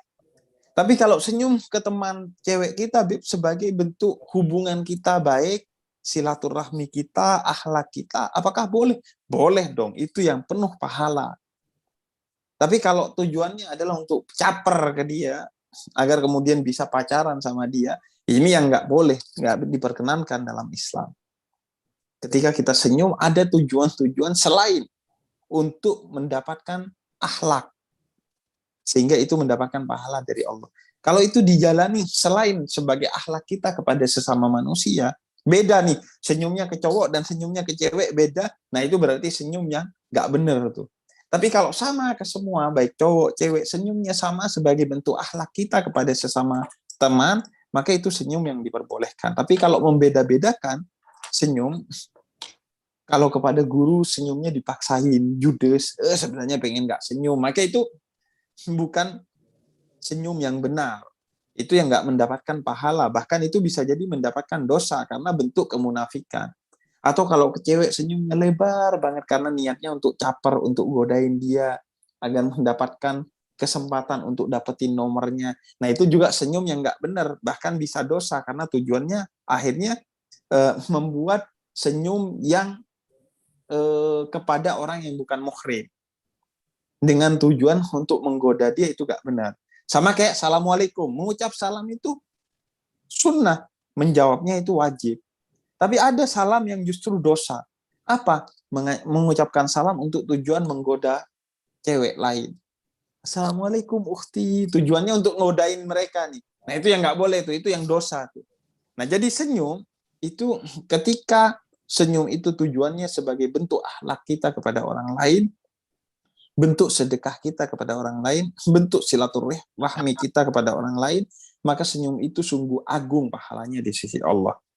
Tapi kalau tujuannya nggak benar, hanya untuk caper, hanya untuk godain, atau terpaksa, maka itu nggak ada pahala di sisi Allah. Bagaimana cara mengetahui senyum saya benar apa enggak? Kamu membeda-bedakan senyum kepada orang lain apa enggak? Kalau kamu membeda-bedakan senyum, kalau ke guru agak terpaksa, agak kecut, kalau ke cewek lebar banget, berarti senyum itu bukan senyum yang sesuai dengan akhlak Rasulullah. Atau kalau akhlak Rasulullah, kepada semuanya Rasul senyum dan sama. Kepada kawan maupun kepada lawan. Kepada guru maupun kepada teman. Kepada yang perempuan maupun kepada yang laki-laki, disamakan senyumnya sebagai bentuk akhlak kita kepada sesama manusia. Itu mungkin. Siap, Syekh. Terima kasih, Syekh. Sama-sama. Kemudian dilanjutkan pertanyaan kedua. Silakan siapa yang mau mengajukan pertanyaan? Oke, sebelumnya saya izin bertanya, Syekh. Pandangan Imam Asy-Syafi'i, sebagaimana dijelaskan bahwa manusia yang paling mulia setelah Rasulullah SAW itu kan Abu Bakar, Umar, Utsman, dan Ali, atau sahabat-sahabat Nabi. Nah, apa sih hukumnya kita untuk mencontoh atau meneladani mereka menurut sunnah Rasulullah SAW? Pertanyaan saya, terima kasih. Assalamualaikum warahmatullahi wabarakatuh. Waalaikumsalam warahmatullahi wabarakatuh. Nah, ini pertanyaan yang bagus juga. Apa hukumnya kita untuk meneladani sahabat Nabi Muhammad Sallallahu Alaihi Wasallam? Sahabat Nabi itu adalah manusia-manusia termulia setelah Nabi Muhammad Sallallahu Alaihi Wasallam. Nabi Muhammad katakan, sahabat-sahabatku itu seperti bintang dan bulan di malam hari. Kalau Nabi Muhammad itu seperti bulan di malam hari yang begitu indah, maka sahabat-sahabatnya itu seperti bintang-bintang di sekitarnya yang memperindah kehadiran bulan tersebut. Begitulah sahabat Nabi Muhammad Shallallahu Alaihi Wasallam menurut Nabi Muhammad sendiri. Kenapa? Karena mereka adalah orang-orang yang as-sabiqun al-awwalun, yang pertama masuk Islam dan membela Nabi Muhammad. Yang kedua, mereka orang-orang yang bertemu dengan Nabi Muhammad, sehingga pasti ketularan kebaikan dan cahayanya Nabi Muhammad. Kita ini mimpi ketemu Nabi Muhammad aja itu menunjukkan kita mulia. Apalagi mereka yang dipilih bertemu dengan Nabi Muhammad dan beriman kepada Nabi Muhammad serta berjuang bersama Nabi Muhammad Sallallahu Alaihi Wasallam. Kemudian yang ketiga, kita mengenal bagaimana Nabi Muhammad, para sahabat itu melanjutkan misi kenabiannya Nabi Muhammad Sallallahu Alaihi Wasallam, sehingga patut kita untuk mencontoh semua yang diajarkan oleh sahabat-sahabat Nabi Muhammad Sallallahu Alaihi Wasallam. Bahkan kebiasaan-kebiasaan dari para sahabat di Madinah itu ditetapkan oleh Imam Malik sebagai satu hukum yang sah. Jadi kebiasaannya sahabat itu apa? Kita juga harus ikuti itu. Karena kenapa? Karena kebiasaannya sahabat itu baik. Nah, kita ini hidupnya dengan Nabi Muhammad jaraknya sangat jauh, 1400 tahun. Dari mana kita kenal Nabi Muhammad? Dari sahabat Nabi Muhammad yang melanjutkan akhlak dan ajarannya Nabi Muhammad. Dari mana kita mengenal sahabat Nabi Muhammad? Dari tabi'in, orang-orang yang hidup setelah sahabat Nabi Muhammad. Dari mana kita mengenal tabi'in? Dari tabi'at tabi'in, dari orang-orang yang hidup setelah para tabi'in ini. Dari mana kita mengenal para tabi'at tabi'in ini? Dari ulama-ulama yang lahir setelah itu sampai guru kita dan sampai kepada kita. Nah, karena itu kita harus mengikuti ajaran-ajaran yang diajarkan oleh guru-guru kita yang bersambung kepada Nabi Muhammad melalui tabi'in dan melalui sahabat Nabi Muhammad SAW. Karena itu penting bagi kita bukan hanya belajar sejarahnya Nabi Muhammad, tapi juga sejarah sahabat-sahabat Nabi Muhammad. Bagaimana mereka bisa menjadi pengikut Nabi Muhammad, bagaimana mereka menjadi setia kepada Nabi Muhammad, bagaimana mereka menjadi cinta kepada Nabi Muhammad, bagaimana akhlak mereka sehari-hari kita juga penting pelajari itu untuk kita juga ikuti agar kita bernasib seperti mereka menjadi bintang gemintang di sekitar Nabi Muhammad Sallallahu Alaihi Wasallam. Bahkan kita bisa mendapatkan kemuliaan yang tinggi sebagaimana para sahabat Nabi Muhammad. Karena kata Nabi Muhammad, seorang yang sungguh mulia adalah orang yang tidak bertemu dengan aku seperti sahabat-sahabatku, tapi mereka beriman dengan penuh kepadaku. Mereka tidak bertemu dengan Nabi Muhammad, tapi beriman mengikuti sahabat Nabi Muhammad seperti sahabat Nabi Muhammad, maka mereka adalah orang-orang yang sangat mulia di sisi Allah Subhanahu wa taala, kata Nabi Muhammad sallallahu alaihi wasallam. Karena itu mari kita pelajari. Karena mungkin dari kita untuk mengikuti Nabi Muhammad ini susah kan? Karena kenapa? Kan kita membayangkan kalau Nabi Muhammad ini sempurna. Nah, yang enggak sempurna itu siapa? Para sahabat Nabi Muhammad. Para sahabat Nabi Muhammad ini kan tidak sempurna. Beliau dulunya pernah kafir. Beliau dulunya juga adalah ada yang pernah melakukan dosa-dosa. Bahkan ketika beliau menjadi sahabat Nabi Muhammad, ada keteledoran yang mungkin beliau lakukan. Nah, seperti kita. Nah, untuk mencontoh Nabi Muhammad, mungkin kita membayangkan susah karena Nabi Muhammad itu sempurna. Nah, mari kita cari kesamaan diri kita ini dengan sahabat yang mana. Bib, saya punya teman, orangnya tegas banget, Bib. Kalau melakukan apa-apa tegas, berarti dia mirip Sayyidina Umar Ibn Khattab. Nah, jadi agar dia bisa mengikuti Nabi Muhammad, ikuti cara-caranya Sayyidina Umar Ibn Khattab, karena Sayyidina Umar itu sahabat Nabi Muhammad yang dikenal sangat tegas. Nah, karena karakter kamu tegas, berarti kamu mirip Sayyidina Umar. Nah, biar kamu gampang ngikuti Nabi Muhammadnya, maka kamu ikuti cara Sayyidina Umar dalam mengikuti Nabi Muhammad.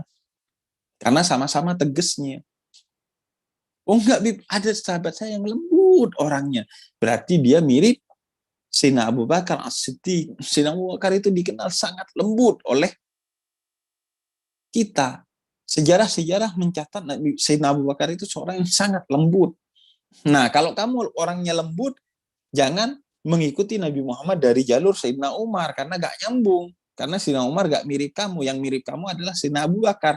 Maka ikutilah Nabi Muhammad melalui jalur Sayyidina Abu Bakar, karena mirip karakter kamu dengan Sayyidina Abu Bakar. Kalau ada teman saya, Bib, dia gak lembut, gak tegas, tapi dia cerdas, Bib. Smart people dia, Bib, karena sering nonton Om Deddy Kobuzer gitu, misalnya. Nah, ikutilah Nabi Muhammad melalui jalur Sayyidina Ali bin Abi Thalib, karena Sayyidina Ali bin Abi Thalib dikenal sebagai sahabat yang cerdas. Sehingga beliau mengikuti Nabi Muhammad dari jalur kecerdasannya. Nah, buat kalian biar lebih relate untuk mengikuti Nabi Muhammad, karena kalian seorang yang cerdas, ikuti jalan Sayyidina Ali bin Abi Thalib, karena beliau seorang yang cerdas.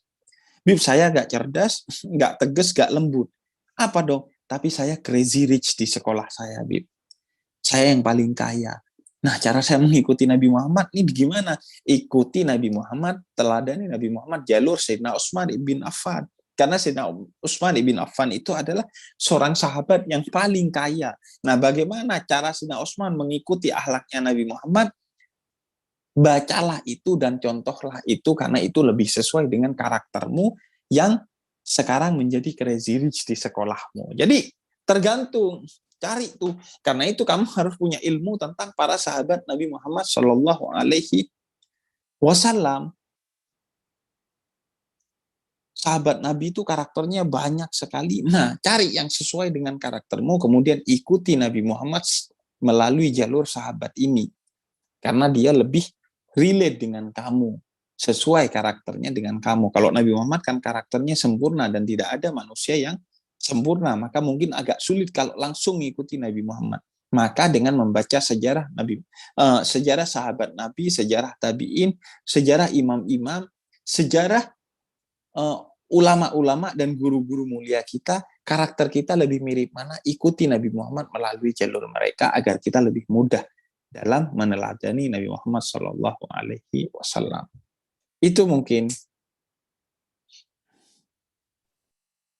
Kemudian ini Habib ada pertanyaan titipan dari anak-anak yang nggak bisa masuk Zoom.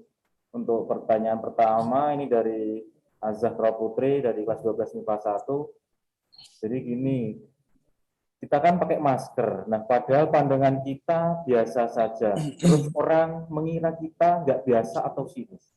Jadi cara mencegah pandangan seperti itu tuh bagaimana, Habib? Oke, bagus nih. Nah, yang pertama, tugas utama kita adalah baik di mata Allah, bukan baik di mata manusia. Jadi yang penting kita melakukan kebaikan. Kalau orang menduga kita itu jelek, itu justru menambah pundi-pundi pahala kita. Jadi niatkan hanya untuk Allah dalam melakukan kebaikan itu. Kalau manusia saya sudah baik, manusia tetap memandang buruk, nggak apa-apa, malah itu jadi tambahan pahala kita. Karena semakin dicurigai, semakin digibahin oleh orang lain, semakin disuuzonin oleh orang lain, itu akan nambah pundi-pundi pahala bagi kita. Ada orang yang masuk surga karena banyak digibahin oleh orang lain. Karena kata Nabi, orang yang digibahin oleh orang lain, maka pahala orang yang menggibahin dia akan diambil oleh orang yang dia gibahin, dan dosa dari orang yang dia gibahin diberikan kepada orang yang menggibahnya. Jadi tujuan kita adalah Allah pertama. Tapi kata Sayyidina Ali, jangan melakukan sesuatu yang bisa menimbulkan fitnah di tengah masyarakat. Jadi tapi kita juga tetap menjaga diri agar tidak menimbulkan kecurigaan di mata orang lain, tidak menimbulkan orang lain salah paham. Jadi rumusnya gimana dong, Bib? Rumusnya adalah lakukan semaksimal mungkin kebaikan itu agar orang tidak kemudian menganggap kebaikan itu buruk. Tapi kalau kita sudah berusaha maksimal, tapi orang lain tetap menganggap itu buruk, menganggap kita buruk, maka lana a'maluna walakum a'malukum, kata Al-Quran. Saya, ini amal saya, dan itu amal kamu. Ya sudah, nggak bisa memaksakan kita. Yang penting, kalau sekiranya sesuatu itu akan menimbulkan fitnah, hindari. Berusahalah untuk orang tidak curiga kepada kita, orang tidak salah paham kepada kita, orang tidak suuzon kepada kita semaksimal mungkin. Tapi kalau sudah maksimal, dia tetap suuzon, tetap buruk sangka kepada kita, ya udah, itu urusan dia dengan Allah, dan kita yang penting kita telah berusaha semaksimal mungkin, dan tolak ukur kita adalah Allah Subhanahu wa Ta'ala. Yang penting kita baik di mata Allah, bukan di mata manusia lain. Itu mungkin.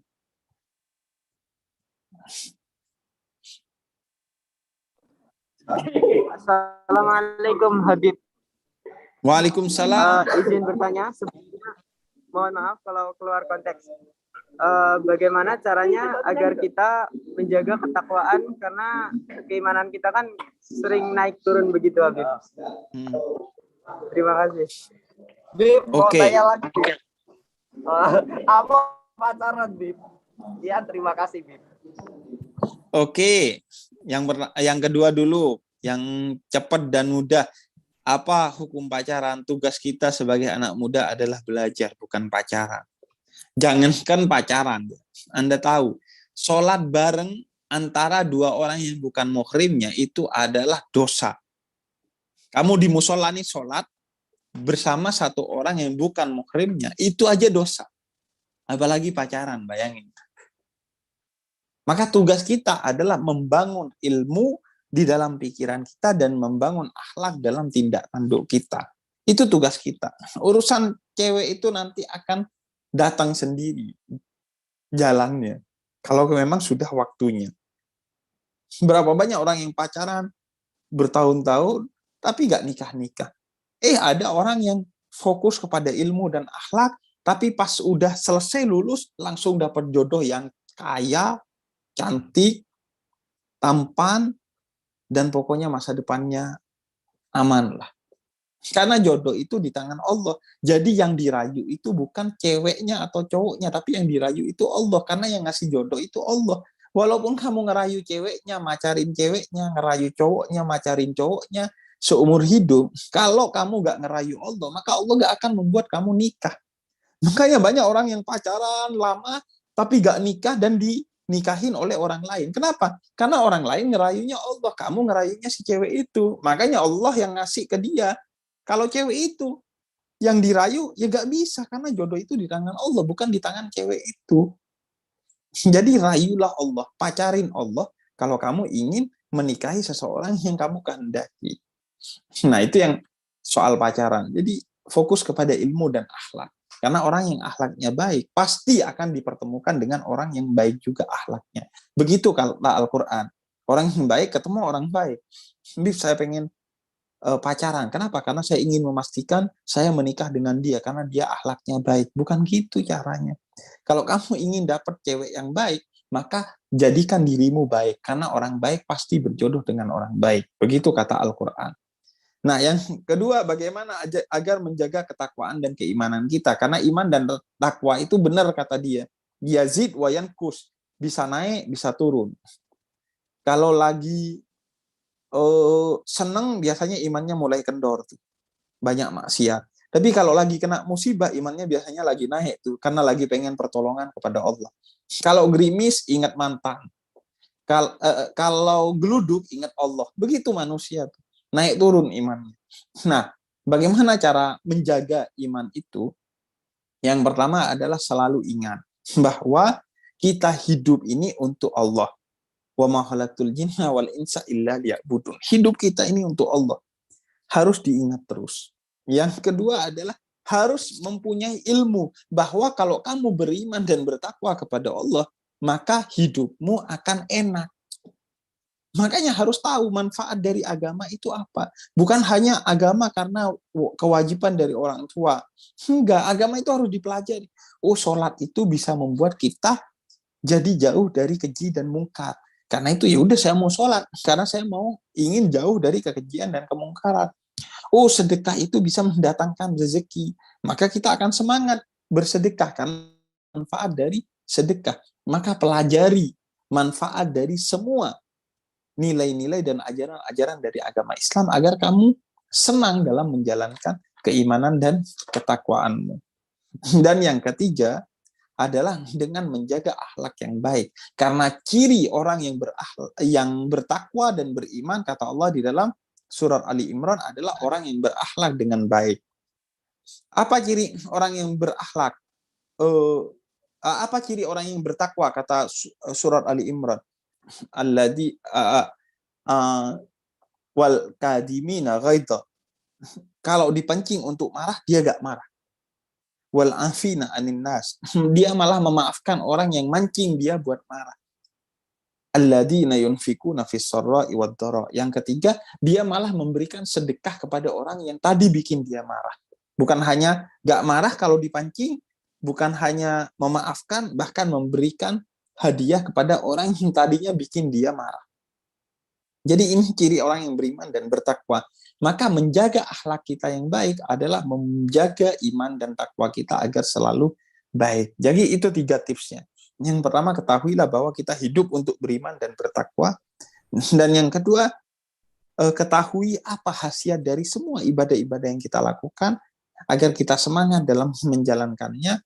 Dan yang ketiga adalah berakhlak yang baik itu adalah cara menjaga iman dan takwa kita. Satu tambahan lagi, berkumpullah dengan orang soleh. Wong kang soleh kumpulono. Kalau kamu ngumpul sama tukang minyak, kata Nabi, walaupun kamu gak beli minyaknya, kamu ikutan wangi. Tapi kalau kamu ngumpul sama tukang sate, udah gak makan satenya, bau angusnya kamu dapat. Maka bangun circle yang positif. Kalau teman-temanmu baik, maka insya Allah kamu akan ke-trigger jadi orang baik. Karena agama seseorang adalah tergantung kepada agama temannya, kata Nabi Muhammad. Nah, tongkrongan itu bukan hanya tongkrongan fisik, tapi tongkrongan digital di zaman sekarang. Follow akun-akun yang baik, subscribe akun-akun yang baik, share konten-konten yang baik.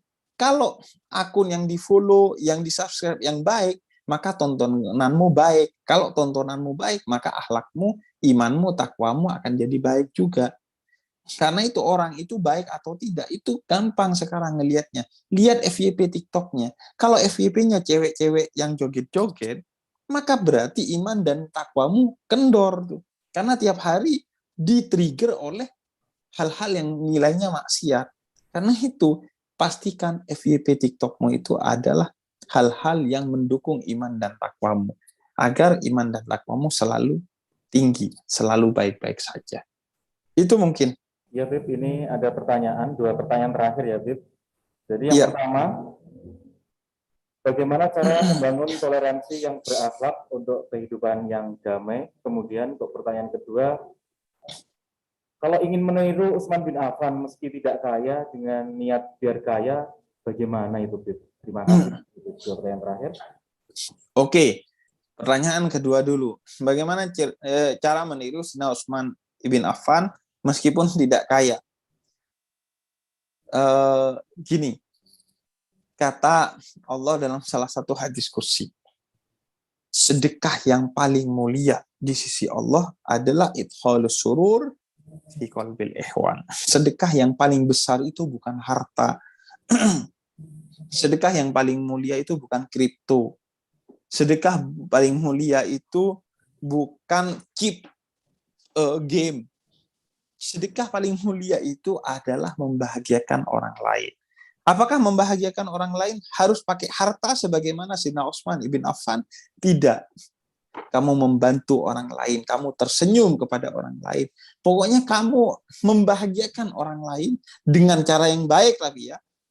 Bukan dengan cara yang salah, dengan cara yang benar. Jangan, Bib, saya mau membahagiakan orang lain. Apa? Saya ngasih contekan kepada dia. Itu caranya salah namanya, bukan begitu. Membahagiakan orang lain dengan cara yang benar itu adalah sedekah yang melebihi sedekah yang jumlahnya jutaan, miliaran, ataupun triliunan.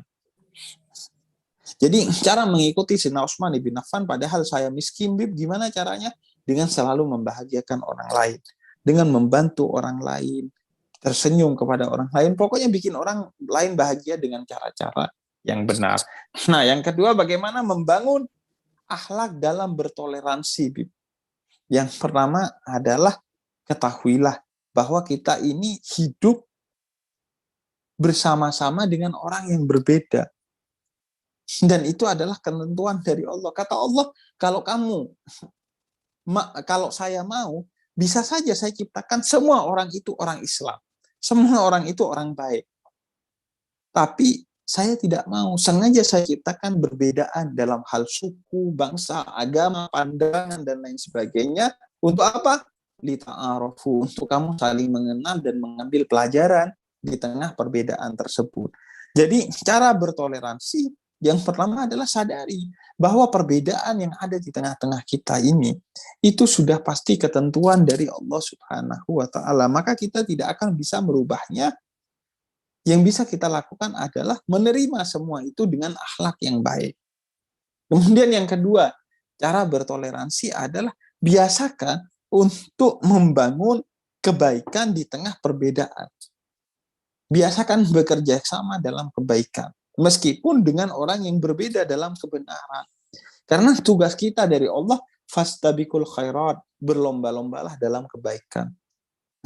Jadi dengan orang yang berbeda agama, berbeda pandangan, berbeda suku, biasakan untuk melakukan kebaikan yang bersama.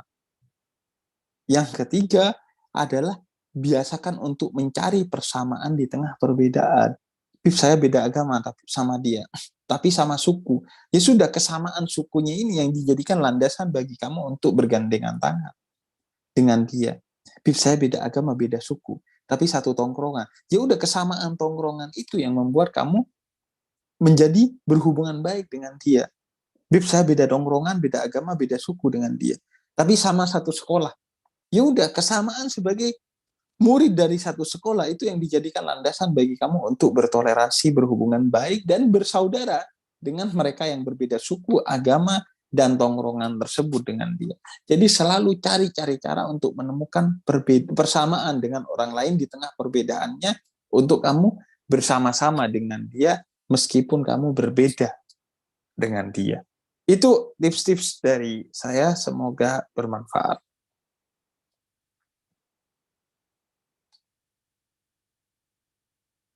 Belum di unmute moderator.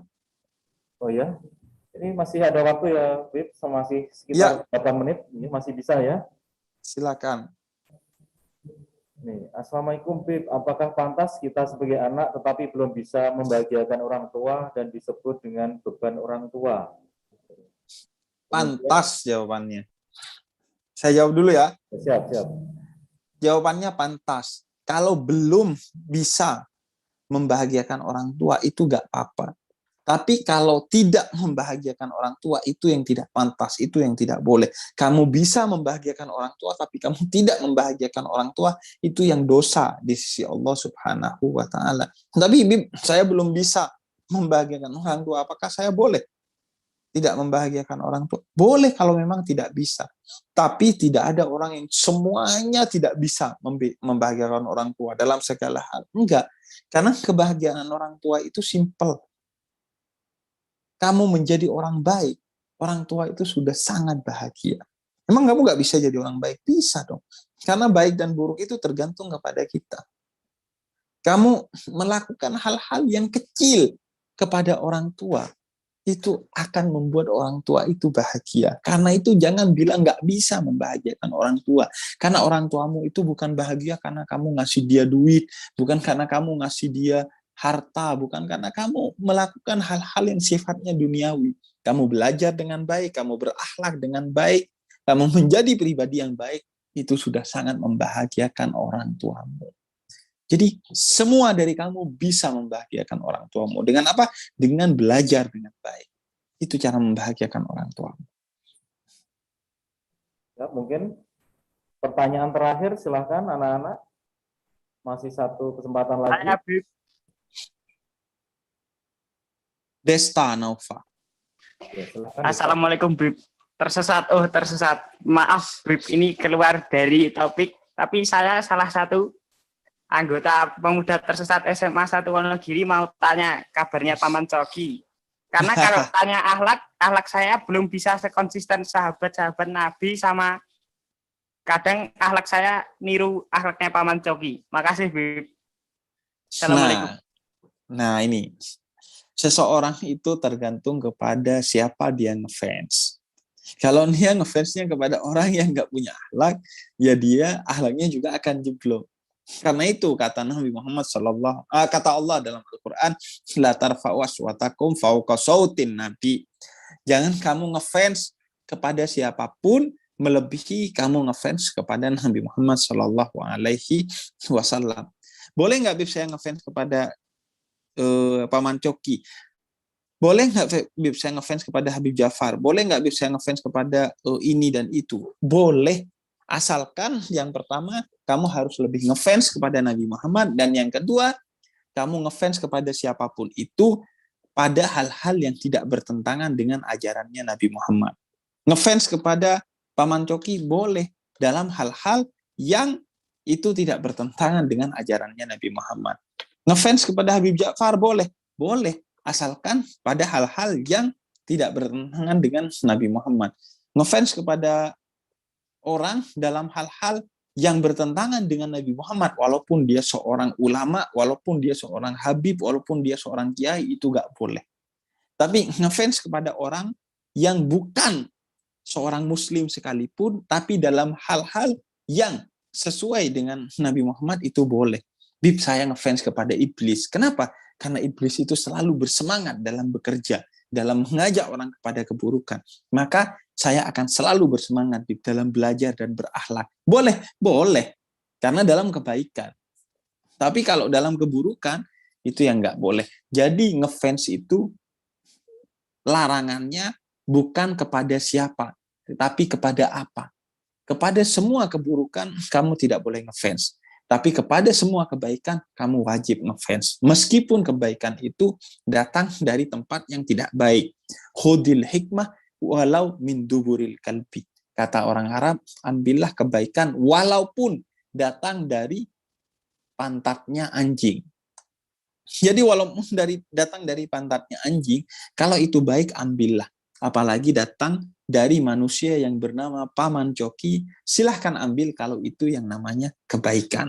Tapi kalau namanya keburukan, walaupun datang dari ulama, Bib, ulama di sana, Bib, ada saya kenal ustadz di kampung saya selalu gibah, Bib. Apakah boleh saya mengikutinya, Bib? Nggak boleh. Tetapi dia ulama. Kalau lagi gibah berarti dia lagi cosplay jadi bajingan, bukan jadi ulama gitu. Bib, ada ulama di sana Bib, tapi ngajarin saya benci kepada orang lain.